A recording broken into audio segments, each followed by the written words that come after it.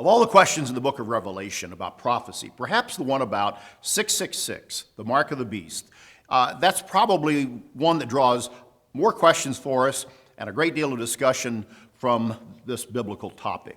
Recently, I was talking with a group of people about the Bible. We were discussing various topics. It got around to prophecy, and it got to the mark of the beast. And one individual pointed out to me, because I had my smartphone in front of me at the time, he said, "This is the mark of the beast, what you've got in your hand, your smartphone. They can track you, they can do anything they want with you, they know everything about you, and that's what you've got in your hand."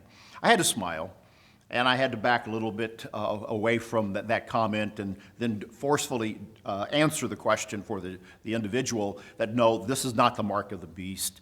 When we look in the Bible and we see what we are told about this and look at all the speculation that's quite fascinating but usually quite wrong about this topic, we have to take that step back in order to gain the understanding we need.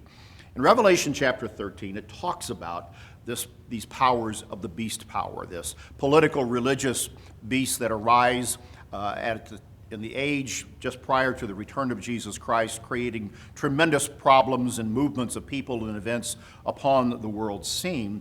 And in verse 16, it talks about this beast, this power that says, he causes all, both small and great, rich and poor, free and slave, to receive a mark on their right hand or on their foreheads, that no one may buy or sell except one who has the mark or the name of the beast or the number of his name.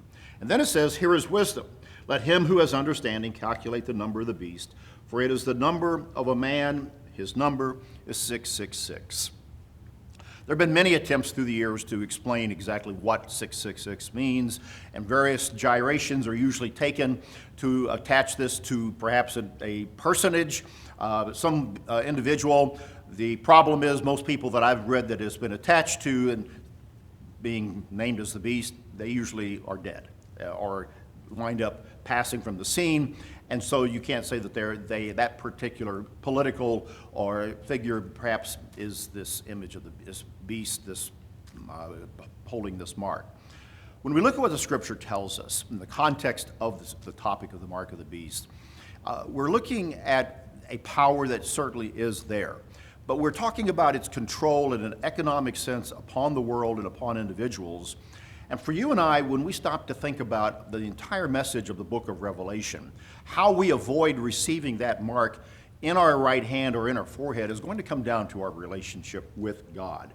In chapter 15, there's another reference to this, and it is speaking to those who are in a relationship with God. In verse 2 of chapter 15 of Revelation, it says, as John saw, something like a sea of glass mingled with fire, and those who have the victory over the beast, over his image, and over his mark, and over the number of his name, standing on the sea of glass, having harps of God. Here are the individuals who have a relationship with God through obedience, through righteousness, through keeping the commandments of God, which the entire context of Revelation really does show us about how it is that we will be able to avoid the implications of what this particular prophetic event is talking about. I urge you to stay away from the extreme ideas regarding 666 and the mark of the beast.